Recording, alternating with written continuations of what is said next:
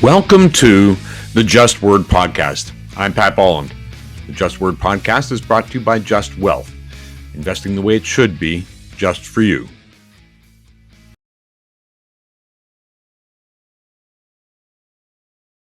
Paulette Filion joins me from StrategyMarketing.ca.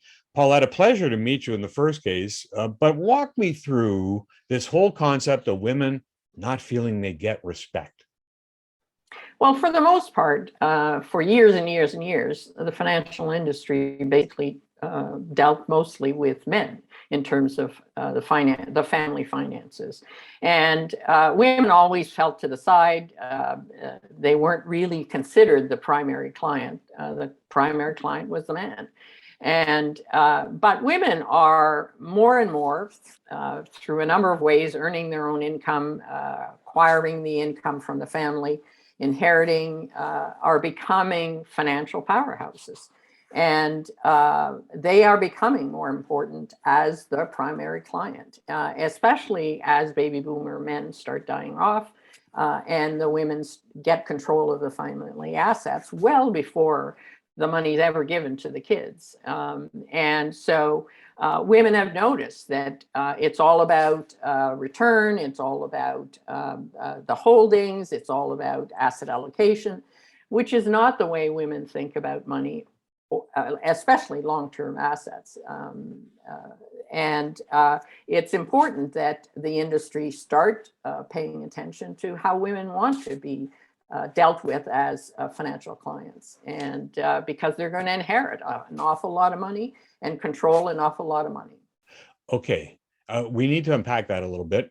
And let's do the history lesson first, because in one of your papers, and you've got several papers, and I'm sure the audience would love to see those as well, and maybe we'll attach those. But at the same time, you're talking about this going back as far as the 1960s with the ability to and availability of birth control. I didn't make that connection, but after I read through your paper, I went, wow, that's cool. Well, I mean, it started there because women started getting control over their lives. I mean, before that, in my mother's time and probably your mother's time, their options were to get married, have kids, and have a man take care of them. But as they began to control more of themselves, of their lives, of getting jobs, of getting an education, of getting control over whether or not they had children, that's when women started thinking, wait a minute, I want things my way, not necessarily, I don't want my only option to be getting married and having children to be financially secure. Right. Okay. So then what are the numbers now? And I don't need a lot of numbers, just for context. How powerful are women in the industry? Women currently control about over a third of all financial assets. That's directly control. That's not women who are part of a couple, but women who control directly. In Canada, almost half of all assets over 500,000 are controlled by women. That's an awful lot. And there's trillions of dollars in Canada, $1.1 trillion women control when applied in Canada. And there are 62% of the employment rate in Canada. 1/3 of all wives out-earn their husbands. There's an awful lot of financial assets that are available to women, controlled by women, and women want a better experience when it comes to managing those assets. Those are substantial numbers. In your work, why do you think women feel not respected? Or is there language in the financial industry that's disrespectful? Well, there's a little of both. In terms of the language that's not respectful, I'll start with that one. There was a time, and maybe that still exists, where women are, there's fear applied to why women need to get a financial advisor and take care of their financial assets. Please give me your money because otherwise you'll be eating cat food when you're retired, kind of thing. Oh, And that was for a long, long time the way that the financial industry marketed to women. While it's moved away a little bit from that now, the greatest show of respect for any person, male or female, is to listen to what it is that's important to them and in delivering on that. So if women say, I want to be I want to take care of my kids when later in life. I want to make sure that they own a home. I want to make sure that that I can travel when I'm retired.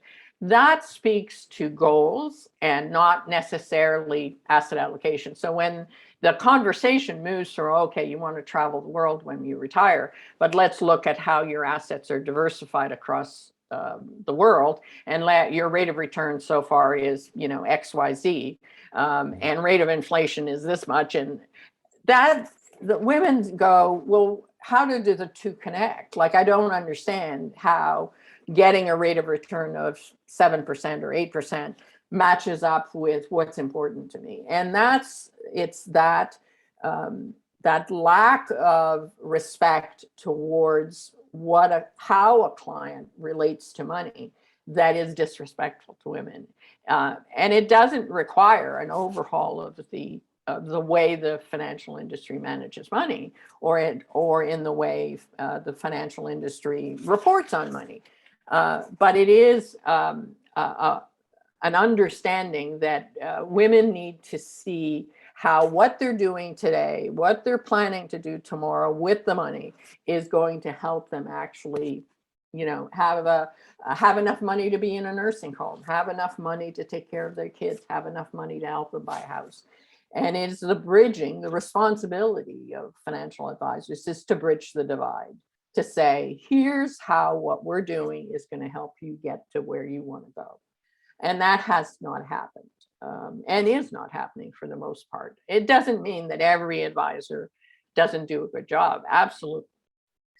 Absolutely. Some advisors do exceptional jobs.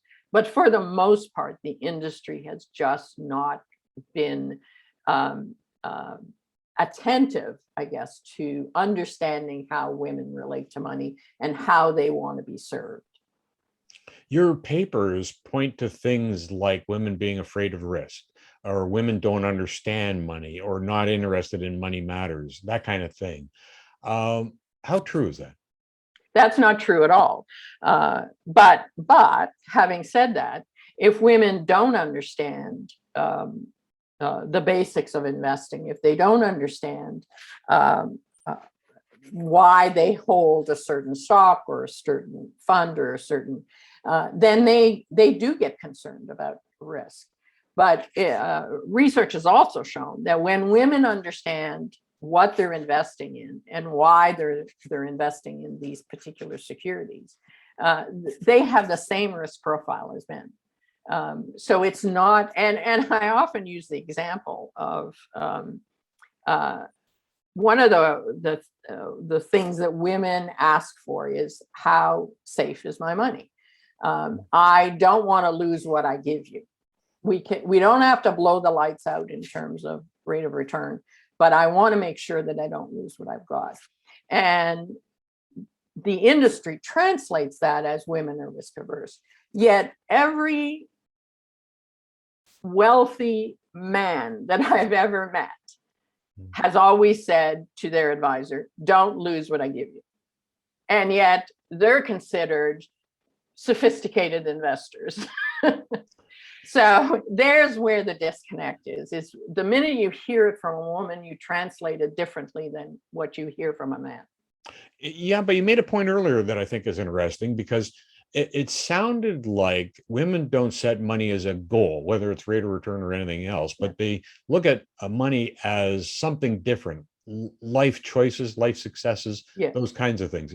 Is that what you're trying to say? Yes. They look at achieving goals, and the industry is certainly speaking that language. It speaks to achieving goals later in life. But what they report on, what they talk about, what they the way they think about money is all about the technical aspects of investing rather than in achieving goals.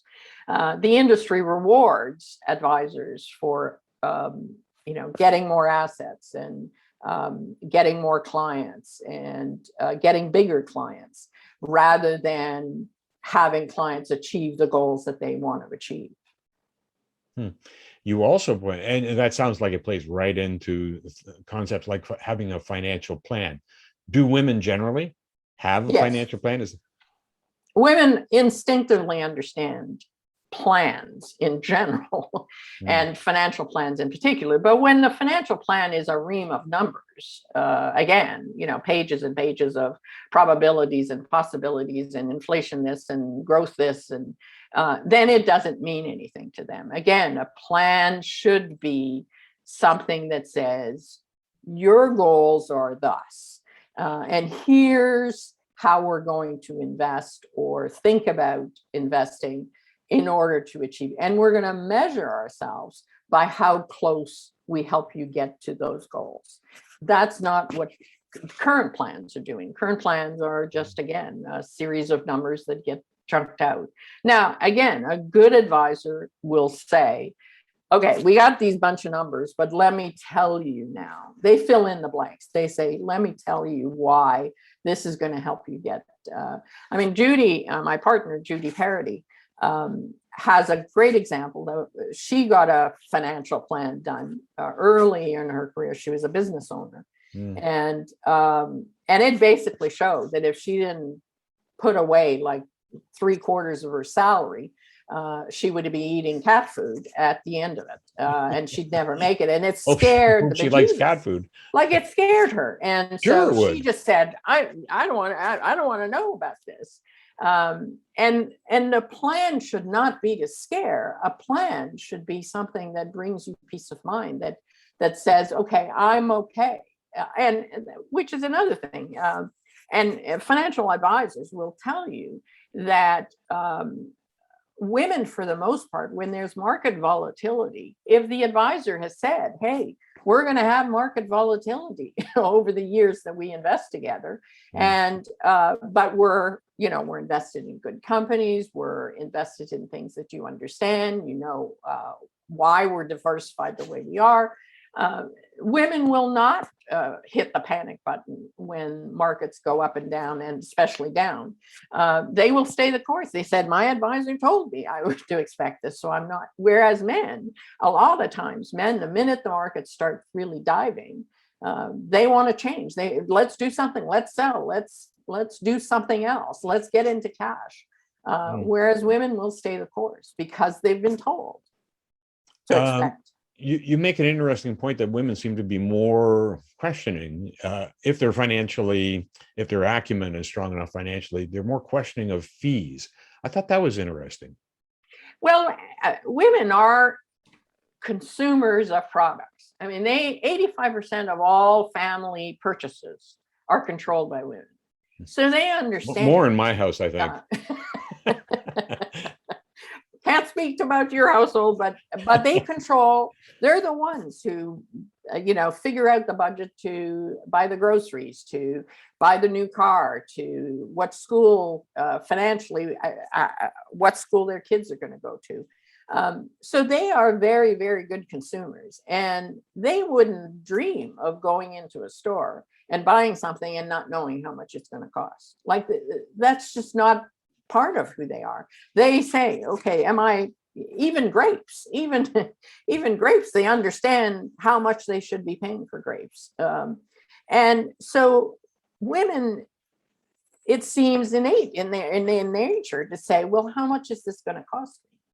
And again, the industry says, percent of asset and or a fee, and women say, well, how does that relate to me getting to my goals? And that's where a lot of times there's a bit of a disconnect, because it's hard to say, okay, I'm going to charge you a fee on your assets, whether you go up, whether you come down, and you may or may not achieve your goals, and this is how much I'm going to pay.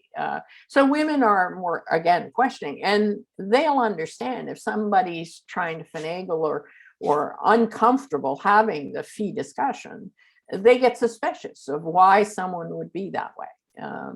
And again, it's not because it's Taylor or it's the financial industry. They're just consumers, and they go, well, what kind of organization am I dealing with when I ask about how much and they have trouble telling me how much it is? I hate to paint with too broad a brush, because I'm sure that there are exceptions to every rule. Absolutely. But when I think, and you make the point in your paper, when you think about women, they make outstanding clients. They live longer. Yeah. So they can be a client for a longer period of time to the financial institution. They seem to be more loyal. They don't jump around per se, and they'll refer their friends and family. Why do you think the industry hasn't woken up and said, wait a second? Well, I think the industry hasn't woken up because they've been doing what they've been doing forever, and they've been catering to men, and it's a bit like turning around the battleship. And it takes time. It takes time for them to really understand that the way they've currently speaking about helping clients achieve goals, developing plans for clients, all of that language servicing clients. Clients are important. All of that language speaks to the way women think about investing or think about all kinds of services. But when they actually get in front of someone, that's not what they get. And I think the industry, as you well know, attracts alpha males by the dozens. Yeah. And it's all very logical, analytics, technical skills, convoluted ways of investing. And there's nothing wrong with that, but there needs to be a balance. And that's why Judy and I have really made it a point to say we need more female financial advisors in this industry, not because every woman is the same way, but certainly from our experience in interviewing female financial advisors, they take a far more client-centric approach to serving clients, to making sure that they understand exactly. They don't shy away from the soft skills. They don't shy away from having tough conversations with women about the future and what happens if Bob dies, and what happens if your kids are irresponsible and you want to give them some inheritance, but you don't want to give them in a lump sum. Like, they're comfortable having those conversations. I'm going to take issue with part of that, though, because one of your papers I read that 85% of financial advisors are men, as you've indicated already. Yeah. But 93% of women couldn't care less whether they had a male or a female. Yes. So you don't necessarily have to have more women. That is because there aren't very many women around. It's, don't have the choice. Like, I get more calls today than I ever have from women saying, do you know a female financial advisor? It doesn't mean that a man can't do a good job servicing a female client as an investor. I've met some exceptional men who've done an exceptional job. There just aren't enough of them. And so by balancing, you should have a choice. If you're a woman, you should have a choice between dealing with a man or a woman.